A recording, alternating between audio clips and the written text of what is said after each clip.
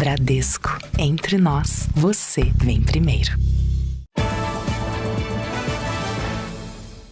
Olá, boa noite. Boa noite. Hoje foi liberada uma segunda ponte provisória entre Lajeado e Arroio do Meio para a travessia dos moradores dos dois municípios no Rio Grande do Sul.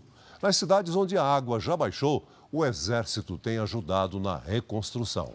Nossa equipe acompanhou uma dessas operações na região do Vale do Taquari.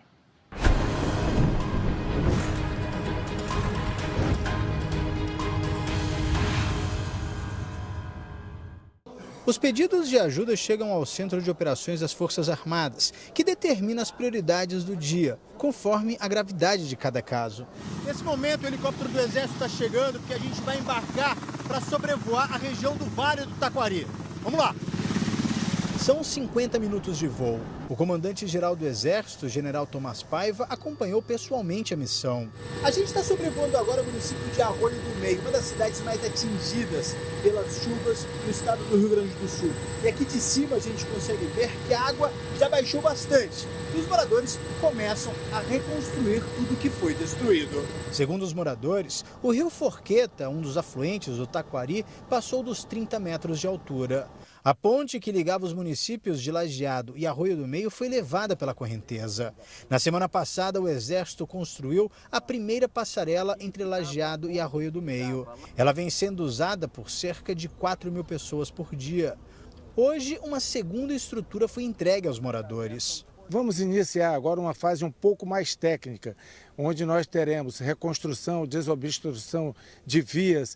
Essa fase agora da reconstrução de coisas mais permanentes. A Ana usa a passarela diariamente. É uma nova rotina, é um novo normal que a gente está tendo que aceitar para conseguir retomar, né? Retomar o dia a dia de trabalho, de escola. Esse daqui é um dos pontos mais críticos do bairro. Aqui, ó, um blindado do Exército está sendo usado para retirar a lama que está no caminho. Desobstrução muito importante, até mesmo para que os próprios carros da prefeitura consigam chegar até aqui. Se não fosse eles, quem é que ia tirar isso? É hora de recomeçar tudo de novo, né? Em Santa Maria, o Exército também constrói uma ponte emergencial para que suprimentos cheguem à cidade. É um recomeço. Essa fase, a limpeza, entendeu?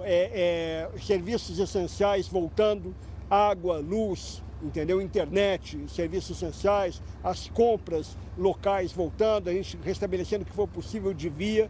No colo do militar, Antonella, de apenas 20 dias de vida. Só agora que a água baixou, a família conseguiu voltar para casa, com a ajuda do Exército. É um início, né? Vamos começar de novo. E ela que dá força pra gente. Graças a Deus, tá aí, ó, com saúde, perfeitinha. E você vai ver também como as próprias vítimas se mobilizam para reparar os danos da tragédia. um voo que levou ajuda a moradores isolados pela enchente.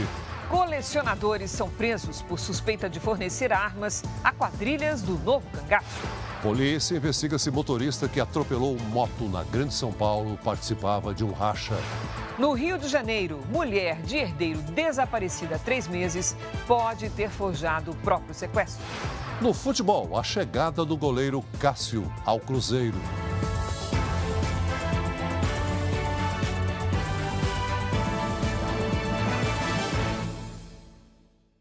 Oferecimento: Bradesco, eleito o melhor banco para investir.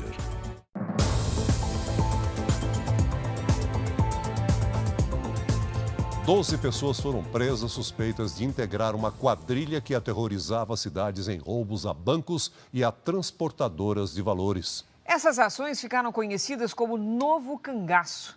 Entre os presos estão colecionadores e atiradores desportivos que forneceriam armas para uma facção criminosa. Neste imóvel, no interior de São Paulo, um alçapão escondia um arsenal. Na operação, em 4 estados, os agentes apreenderam pelo menos 30 armas, entre fuzis, pistolas e metralhadoras, além de munições, explosivos e até um drone, usado em roubos a bancos e transportadoras de valores. Hoje a operação mirou justamente nessas pessoas que financiam essas ações e também em algumas pessoas que fazem parte do núcleo operacional. A investigação desse tipo de ação, conhecida como Novo Cangaço, começou depois que assaltantes invadiram a cidade de Confresa, em Mato Grosso, em abril do ano passado. Eles atacaram um quartel da PM e uma transportadora.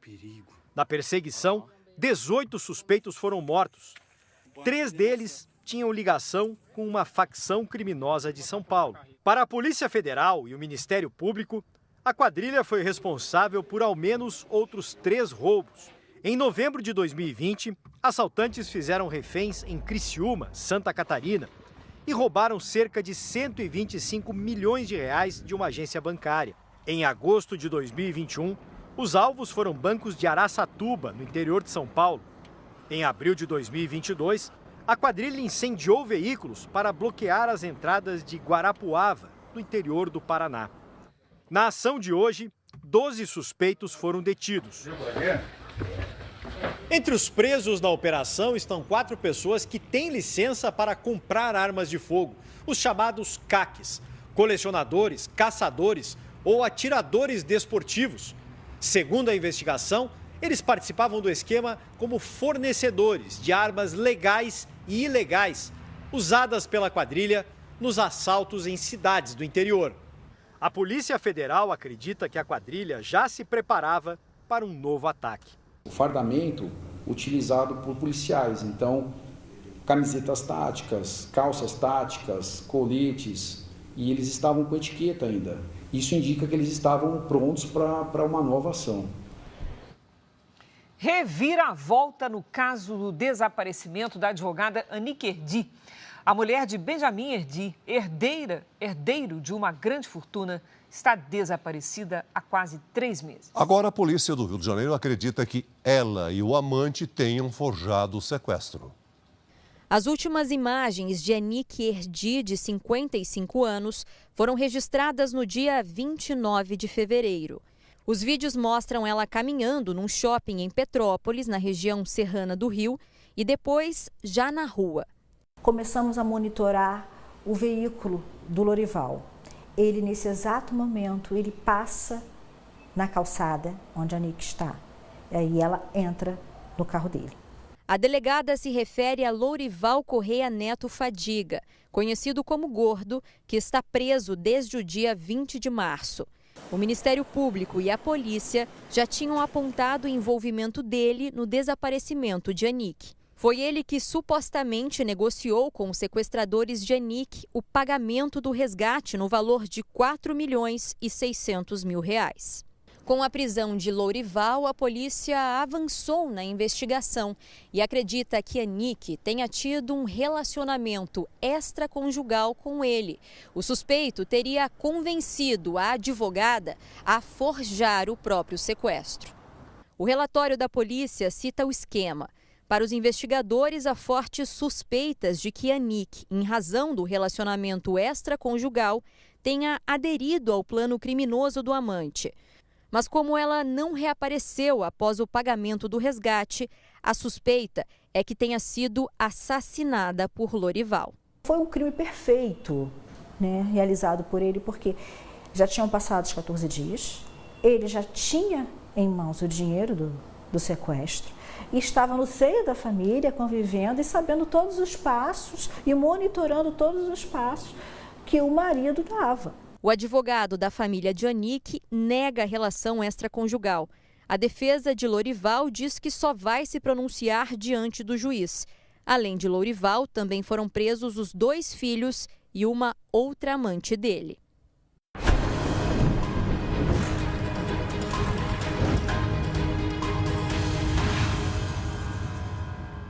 Em Canoas, na região metropolitana de Porto Alegre, o serviço voluntário não para. E ele é feito por pessoas que vieram de outras cidades e estados, mas principalmente pelas próprias vítimas que se ajudam a recomeçar. Com a caminhonete, 4 amigos percorrem as ruas e doam produtos de limpeza. Para eles não ter que sair da onde que eles estão limpando, e aí a gente está vindo aqui fazendo essa ação aí de distribuir porta a porta aí. Na Nas últimas 2 semanas, a água atingiu mais de 2 metros de altura em ruas que nunca antes tinham sido alagadas. Em alguns bairros de Canoas, como este, os moradores puderam voltar pela primeira vez para conferir os estragos. Não é exagero, tudo foi perdido. Os móveis e os eletrodomésticos que foram comprados um a um, agora vão para o lixo. Da casa onde Carlos viveu por 40 anos com a família, só restaram as paredes manchadas de lama e o telhado. Não é só o valor, não é só o dinheiro que se gastou para adquirir, mas é a história construída de uma vida inteira, né? E vamos criar outra história daqui para frente, outra. Essa de 40 anos para trás se perdeu completamente. O Centro de Tradições Gaúchas virou um ponto importante de doação. 30 voluntários preparam refeições e fazem a triagem de roupas e mantimentos. Eu achei uma nova família, entendeu? Porque eles ajudam nós aqui, a gente não passa fome, tudo que a gente precisa, eles ajudam. A Paola é uma das vítimas que também é voluntária. A casa dela foi tomada pela água. A moto que usava para fazer entregas ficou submersa. E foi com a ajuda de amigos que ela conseguiu recuperá-la. Daí a gente foi puxando ela pelo barranco para poder retirar. Daí eu levei para uma casa de uma amiga que o marido dela vai consertar ela para mim. Ajudar quem está na mesma situação é o jeito que essa gaúcha encontrou de recomeçar. É todo mundo muito unido. Foi o povo pelo povo que salvou todo mundo. Um agasalho doado com carinho faz toda a diferença. Laci saiu de casa às pressas, praticamente só com a roupa do corpo. A casa ainda continua debaixo d'água. Tem que esperar baixar as águas, tem a parte do mau cheiro, tem a parte da limpeza, tudo isso. A reconstrução do Rio Grande do Sul depende agora do esforço de cada um. Como diz o hino do estado, é a luta de um povo forte, aguerrido e bravo. E que vai vencer.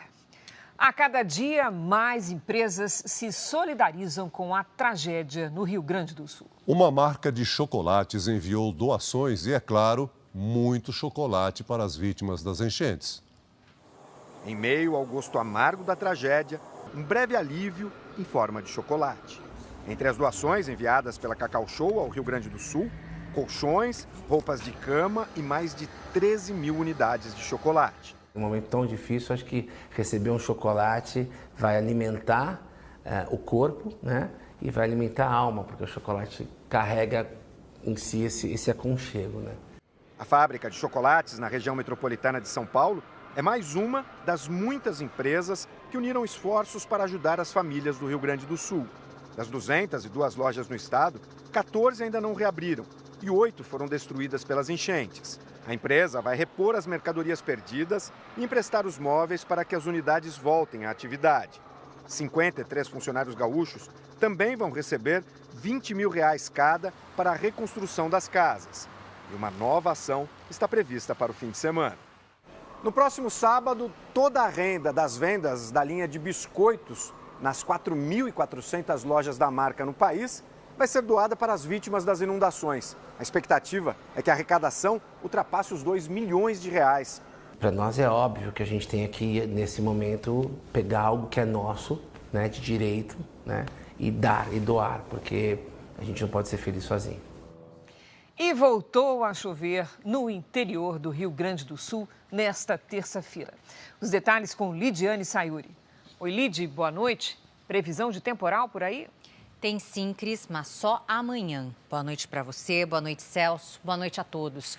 Neste momento, as nuvens carregadas seguem sobre o interior do estado.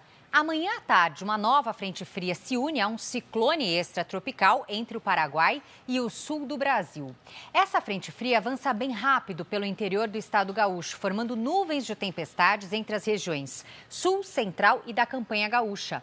Tem previsão de chuva com ventos que podem chegar a 100 km por hora sobre Uruguaiana, Alegrete, Bagé e Pelotas. As temperaturas à tarde não devem passar dos 22 graus. Na Grande Porto Alegre, a quarta ainda será de sol, calor de 30 graus e com fortes rajadas de vento. É na madrugada de quinta que os temporais e o ar frio chegam à capital. Máxima de 23 graus. Na sexta, as instabilidades ainda permanecem sobre o estado, chove a qualquer hora e os termômetros marcam, no máximo, 18 graus à tarde.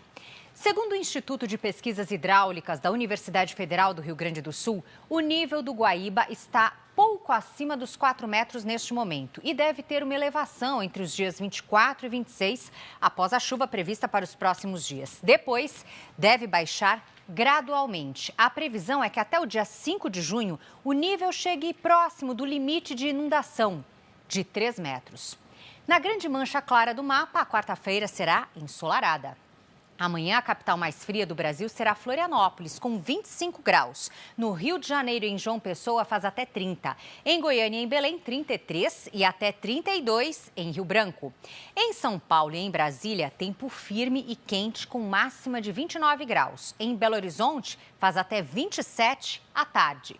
Palmas será a capital mais quente, com 35. Cris, Celso. Obrigada, Lid. Até amanhã, Lid.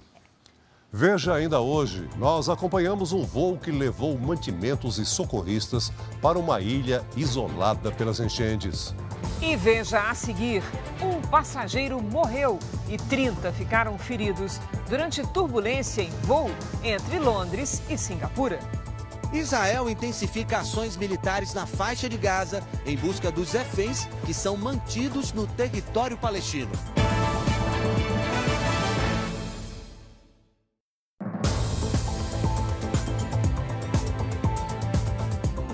O presidente do Tribunal Superior Eleitoral, ministro Alexandre de Moraes, pediu hoje que as Nações Unidas elaborem normas de direitos digitais em defesa da democracia. O seminário internacional promovido pelo TSE discute a inteligência artificial e a democracia em ano eleitoral e reúne ministros, acadêmicos e especialistas. O ministro Alexandre de Moraes fez um apelo para que a ONU lidere um esforço para elaborar uma Declaração Universal dos Direitos Digitais em defesa da democracia, nos moldes da Declaração dos Direitos Humanos. Moraes ressaltou ainda a necessidade de se combater o mau uso da internet e de regular a atuação das Big Techs. Há pouco mais agora de 75 anos, a ONU proclamou a sua Declaração de Direitos. Há hoje a necessidade também de uma discussão do ponto de vista internacional para que a ONU lidere uma declaração de direitos digitais em defesa da democracia. Nós não podemos permitir que essas Big Techs que atuam no mundo todo continuem sendo terra de ninguém. A ministra Carmen Lúcia, que tomará posse na presidência do TSE no início de junho, alertou sobre os riscos que o uso da inteligência artificial pode representar à democracia quando atrelado à disseminação de desinformação.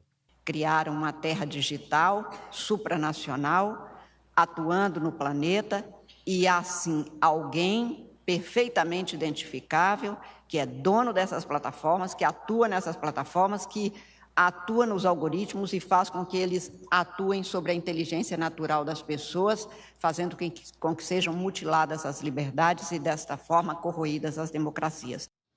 Vamos aos destaques internacionais. Israel intensificou as ações militares na faixa de Gaza em busca dos reféns que são mantidos no território palestino.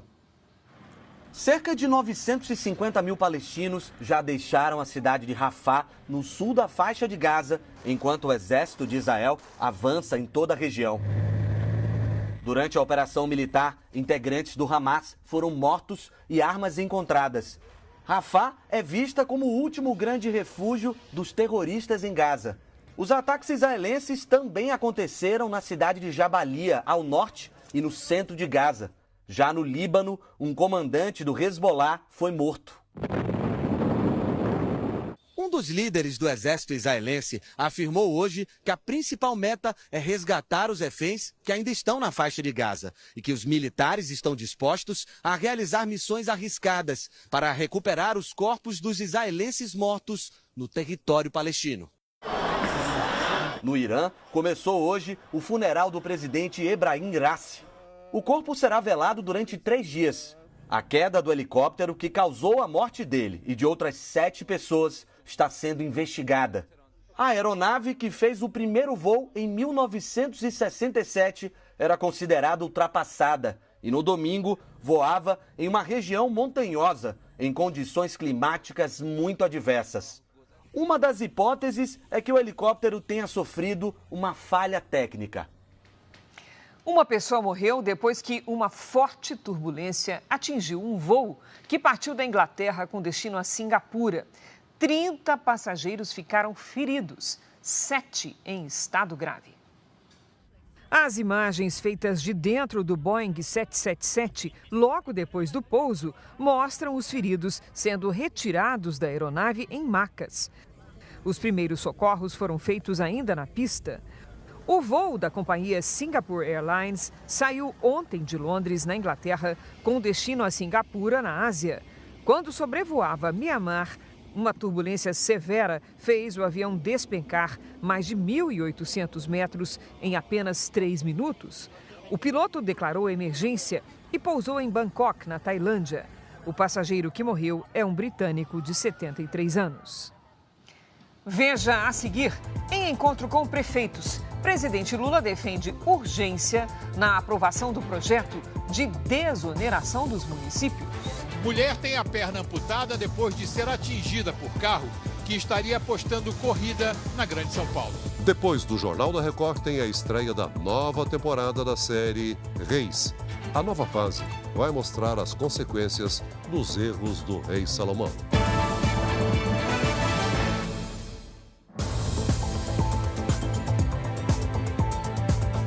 A polícia investiga se 2 carros de luxo disputavam um racha quando provocaram um acidente grave em Barueri, na região metropolitana de São Paulo. Um dos motoristas perdeu o controle da direção e atingiu um mototaxista que levava uma passageira. Ela teve a perna amputada. O acidente foi por volta das 9h30 da noite de ontem, nesta avenida movimentada de Alphaville, bairro Nobre da Grande São Paulo. Segundo testemunhas, os 2 carros de luxo apostavam corrida. Um deles atingiu uma moto de aplicativo, onde estava, além do piloto, uma mulher de 36 anos. O impacto foi violento. A mulher foi jogada no asfalto e teve a perna esquerda amputada na hora. Nem assim, o carro parou. O piloto e a moto ainda foram arrastados por aproximadamente 80 metros. Maria Graciete da Silva está internada na UTI de um hospital da região. Os médicos descartaram a possibilidade de reimplante da perna. Arlisson Correia, que pilotava a moto, aguarda a avaliação de um neurologista para saber se terá que ser submetido a uma cirurgia. Os 2 motoristas fugiram do local. Os carros envolvidos no acidente já foram localizados. O que atingiu a moto pertence ao empresário Carlos André Pedroni, que estava ao volante. 2 advogadas dele estiveram hoje na delegacia de Barueri. Confirmaram que o empresário deve se apresentar amanhã, mas negaram a disputa de racha. A gente prefere que ele venha, que ele preste os esclarecimentos para a autoridade, até para evitar um tumulto maior processual. Existem outras pessoas envolvidas, então eu prefiro que fale depois. E ele nega o racha? Sim. O delegado que investiga o caso disse que pelo menos 2 testemunhas já foram ouvidas. Segundo ele, a hipótese do racha ainda não foi descartada ou confirmada, mas já é certo que o motorista vai responder por outros crimes. Ele vai responder também por fuga do local do acidente, a própria omissão de socorro, tem uma lesão corporal qualificada aí e o próprio racha que nós estamos apurando também. As polícias civis do Rio de Janeiro, do Amazonas, do Pará e de Minas Gerais realizaram hoje uma operação contra um dos maiores esquemas de tráfico internacional de drogas do país, que teria movimentado 30 milhões de reais em 2 anos. Os agentes cumpriram mandados de busca e apreensão em 99 endereços, alguns ligados ao ex-prefeito de Anamã, no Amazonas, conhecido como Raimundo Chicó. Ele é suspeito de lavar dinheiro do tráfico de drogas num frigorífico dele. Segundo a polícia, Anamã se tornou entreposto comercial de armas e drogas vindas do Peru e da Colômbia. A defesa do ex-prefeito não foi localizada.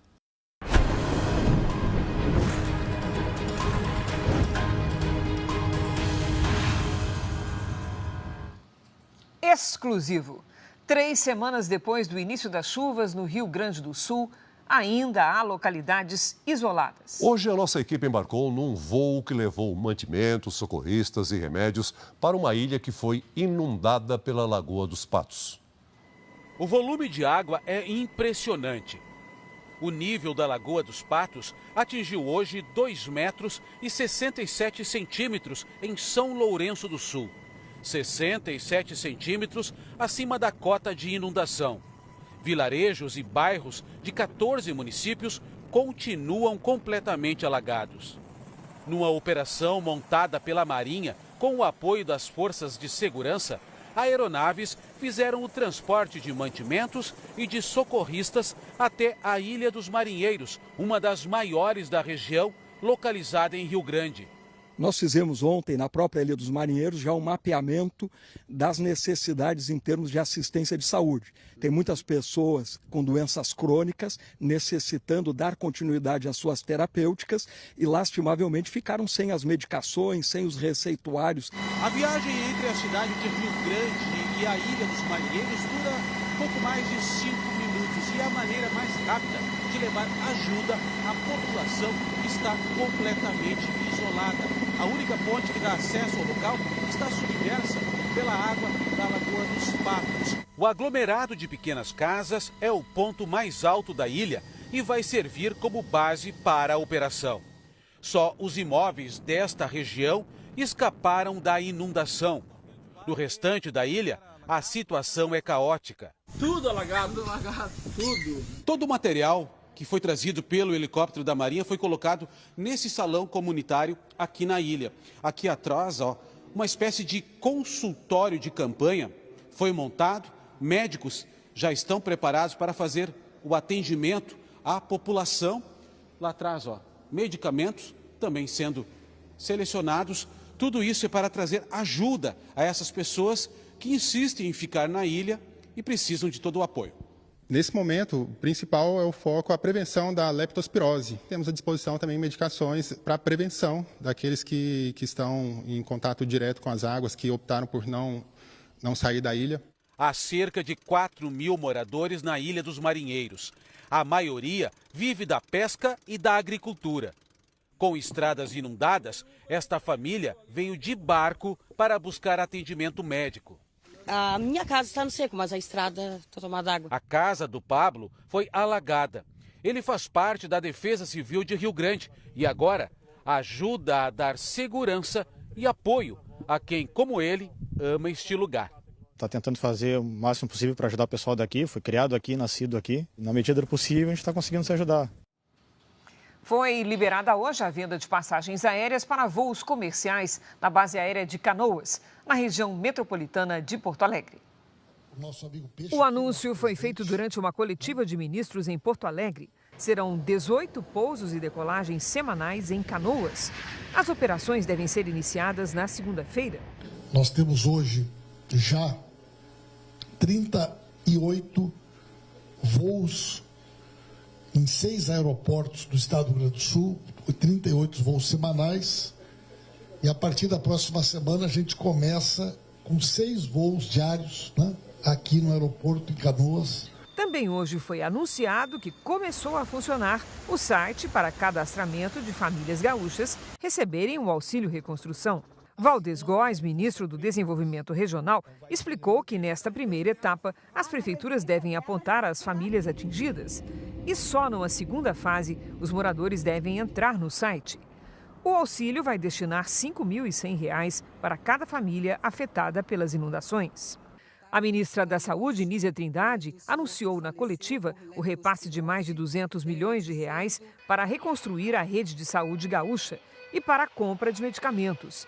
Ao todo, mais de R$ 1,7 bilhão já foram destinados ao Estado de forma emergencial pela pasta. A ministra disse que agora, com o escoamento da água, aumenta a preocupação com as doenças. É um problema evitável se, com os sintomas que já foram descritos de febre, de dor lombar, de dor na panturrilha, imediatamente as pessoas procurarem atendimento de saúde.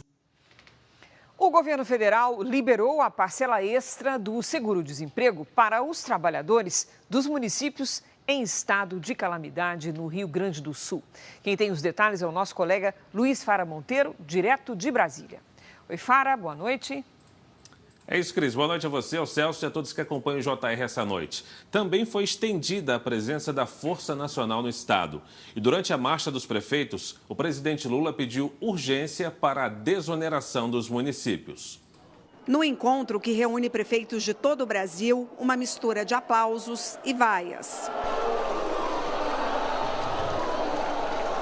O presidente Lula pediu compreensão. Não permitam que as eleições deste final de ano façam com que vocês percam a civilidade.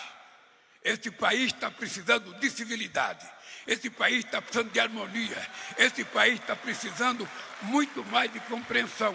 O presidente do Senado, Rodrigo Pacheco, defende o diálogo para costurar um acordo que alivie o caixa das prefeituras. Que possamos resolver o problema da dívida previdenciária dos municípios com alongamento do parcelamento, com redução de juros e com limitação da parcela num percentual da receita corrente líquida dos municípios. Acho que é uma medida, de fato, que o governo pode capitanear e fazer esse gesto federativo para os municípios brasileiros. Hoje o governo liberou a primeira parcela extra do seguro-desemprego para os trabalhadores dos municípios em estado de calamidade no Rio Grande do Sul. Também nesta terça-feira foi estendida a presença da Força Nacional no estado até o dia 16 de junho. Outra situação preocupa o presidente. A nomeação de Paulo Pimenta para coordenar a reconstrução do Rio Grande do Sul evidenciou divergências entre o ministro e o governador Eduardo Leite. Lula estuda usar alguns ministros para atuarem como bombeiros em um possível conflito. O ministro da Fazenda, Fernando Haddad, conversa frequentemente com o governador e é um nome bem cotado para a missão de apaziguar os ânimos. O Supremo Tribunal Federal anulou todas as decisões da Operação Lava Jato contra Marcelo Odebrecht, ex-presidente da construtora Odebrecht.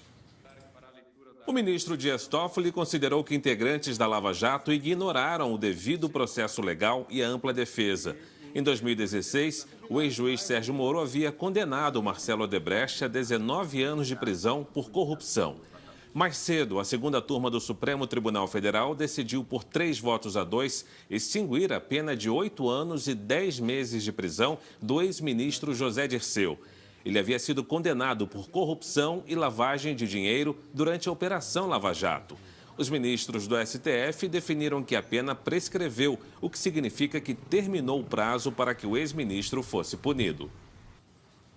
E o Supremo Tribunal Federal tornou a deputada Carla Zambelli e o hacker Walter Delgatti Neto réus por fraude ao sistema do Conselho Nacional de Justiça e inserção de falso mandado de prisão contra o ministro Alexandre de Moraes. Eles responderão pelos crimes de falsidade ideológica e invasão de dispositivo informático. A defesa de Zambelli afirmou que ela nunca praticou atos ilegais. Os advogados de Delgatti afirmaram que a decisão já era esperada. Daqui a pouco eu volto com mais notícias de Brasília para você. Cris e Celso. Até já, Fara. Veja a seguir, Grêmio e Internacional deixam rivalidade de lado e lançam campanha para ajudar o Rio Grande do Sul. Goleiro Cássio é recebido com festa pela torcida cruzeirense em Belo Horizonte. E daqui a pouco tem a estreia da 11ª temporada da série Reis.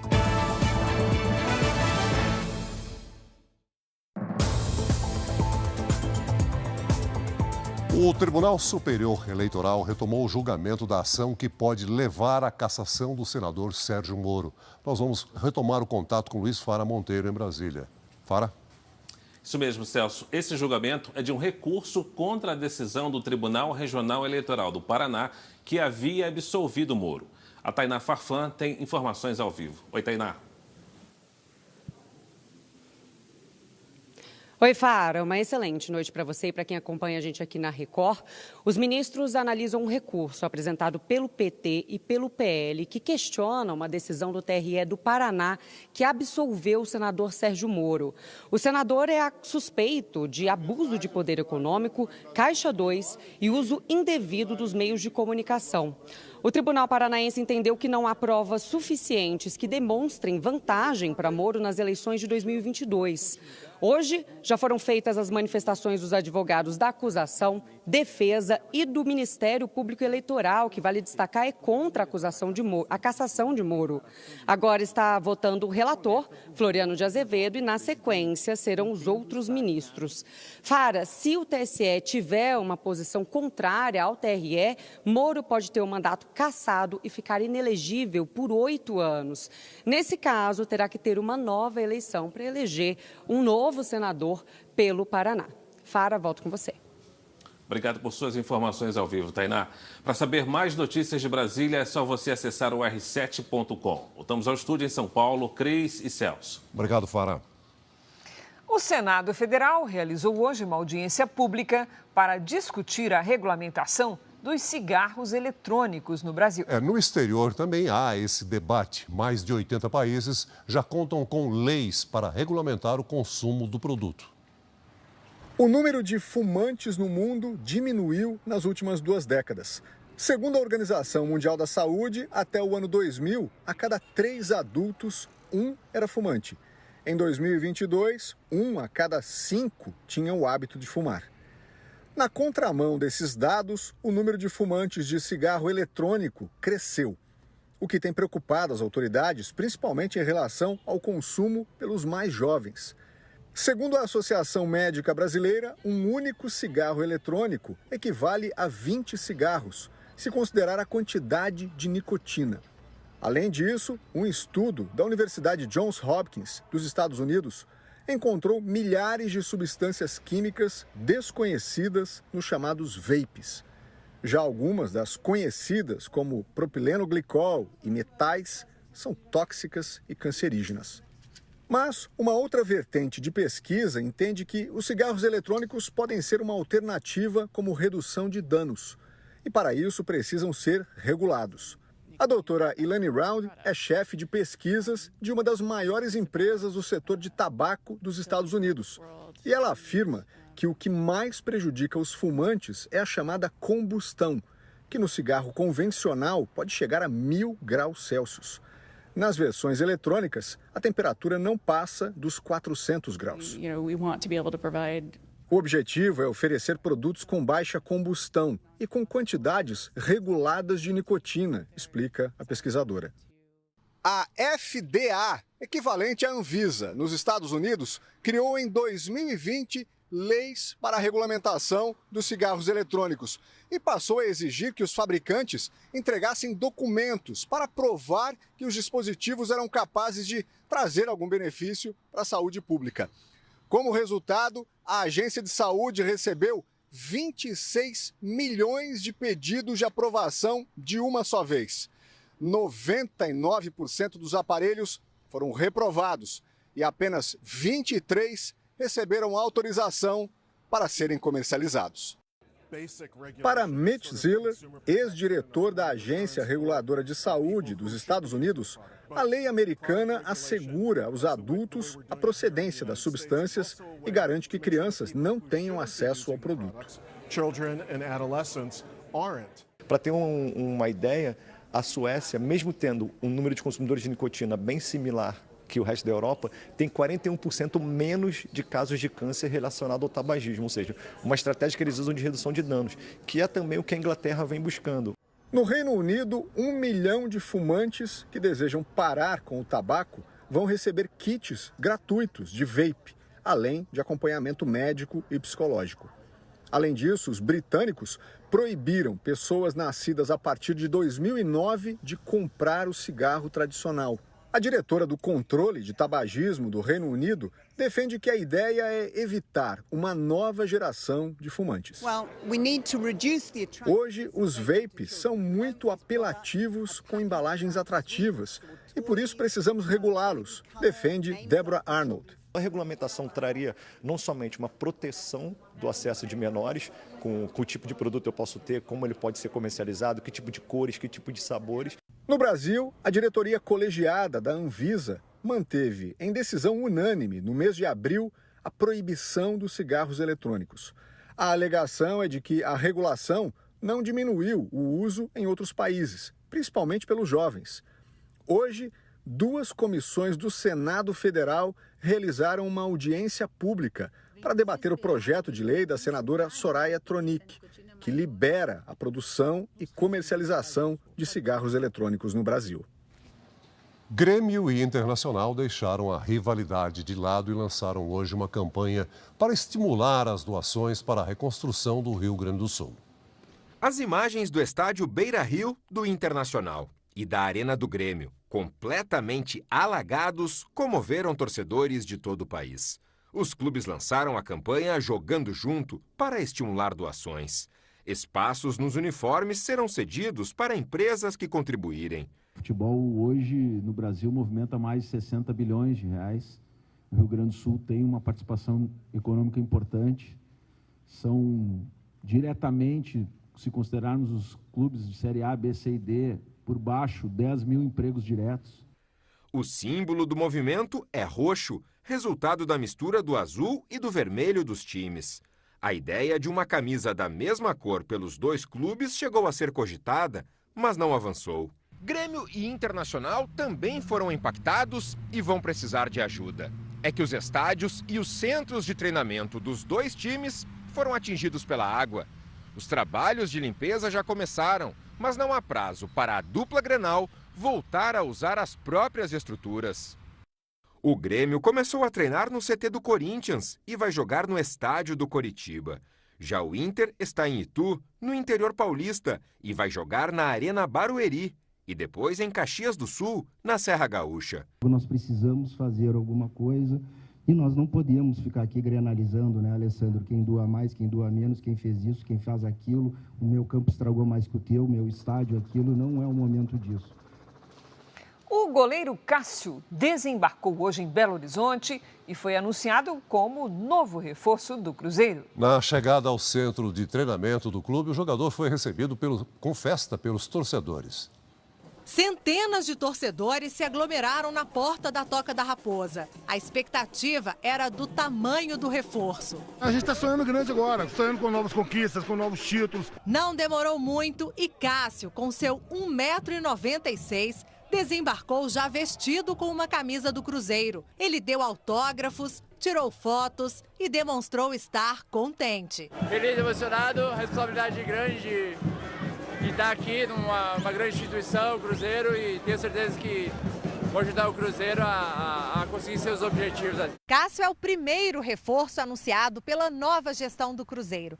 Mas a torcida vai ter que esperar para ver o goleiro em campo. A estreia deve acontecer a partir do dia 10 de julho, quando acontece a reabertura da janela de transferências. O contrato com o time mineiro é de 3 anos e meio. Cássio ainda vai passar por exames médicos antes de iniciar os treinamentos. Revelado pelo Grêmio, o goleiro de 36 anos passou pelo futebol holandês antes de fazer história no Corinthians. Em 12 anos no time paulista, foram 712 jogos e 9 títulos. Entre eles, a Copa Libertadores e o Mundial de Clubes em 2012. Um goleiro gigante para um clube gigante, um cara que já se provou, já conquistou muitos títulos. A série Reis entra em uma nova fase. A temporada que estreia hoje, a divisão, mostra as consequências dos erros do rei Salomão. A superprodução agora vai retratar um reino em crise, dividido entre 2 reis. Um reino poderoso e riquíssimo, com extenso território. Mas essa prosperidade que o público se acostumou a ver em Israel na série Reis está com os dias contados. Salomão se corrompeu na 10ª temporada com as mulheres, levantou altares, trouxe os outros deuses das outras nações para Israel e Roboão agora herda esse reino cheio de idolatria, fraco, frágil. Você tem uma divisão, você tem uma desarmonia, você tem uma ruptura. Você tinha que ter falado comigo antes. Quem assume parte do reino é o filho de Salomão. Agradeço a presença de todos. Agora a história é outra. Roboão assumiu o trono e tem uma missão desafiadora pela frente, que é conduzir o reinado deixado por Salomão. Essa cena que você acabou de gravar é a primeira como rei? É a primeira. É a primeira que aparece já determinando como que vai ser o reinado do Roboão. Não quer cometer os mesmos erros do pai, só que o reinado vem responsabilidades, vem coisas novas que ele vai vendo e tem que abrir mão de algumas coisas. E ele tem aquela pressão de ter acabado de perder o pai, a mãe, herdado esse reino, então ele está muito perdido, ele está se sentindo desnorteado, como lidar com isso, né? E ele não se enxerga capaz, né, de lidar com essa situação. Roboão, filho de Salomão, permanece apenas com as tribos do sul e as tribos do norte rompem e dão início, então, a um reino regido por um inimigo interno de Salomão, que é o Jeroboão. Como você pretende reparar isso? Jeroboão. Era pra eu ter morrido lá! Jeroboão é filho de um casal, Nabate e Zerua. Eles são apresentados no texto bíblico como israelitas que passam uma temporada no Egito. Ele recebe a notícia, através de um profeta, de que Deus está não só indignado com as ações de Salomão, mas ele vai repartir o reino de Israel e vai dar 10 das 12 tribos para Jeroboão administrar. O Jeroboão, ele tá, assim, muito feliz, né? Porque, afinal de contas, foi uma profecia de que ele seria o escolhido para dar sequência com as outras 10 tribos, né? E a gente até vê uma sinceridade, uma pureza nele de querer cumprir com aquilo que Deus colocou nas mãos dele. Jeroboão vai realmente se revoltar e perceber que realmente são cobrados esses impostos caríssimos, mas quem enriquece, na visão de Jeroboão, é justamente Roboão, como foi com seu pai Salomão. Então isso vai criando no Jeroboão essa raiva e essa revolta. Por acaso é só uma desculpa? Então realmente a relação de Jeroboão e Roboão é muito conflituosa. No início da temporada há um respeito, um profundo respeito por parte do Jeroboão, mas depois esse respeito se desfaz. Jeroboão, ele não tem uma profundidade espiritual. Então, ele recebe essa confiança de Deus, ele agradece, ele se sente um privilegiado, mas ele não tem profundidade. Em meio a tanta disputa pelo poder, os conselhos e as lições de fé que marcam a série Reis. Olha pra mim. O anjo Micael representa o amor, a paz, a serenidade, a justiça e, além de tudo, ele representa essa voz de Deus. A 11ª temporada da série Reis estreia hoje, às 9 da noite, logo após o Jornal da Record. Não perca A Divisão. Essa edição termina aqui e à 00:30 tem mais Jornal da Record. Fica então agora com a estreia da 11ª temporada da série Reis, A Divisão. E logo depois de Gênesis, tem formação da zona de risco no reality A Grande Conquista. Não perca! Ótima noite para você. Boa noite.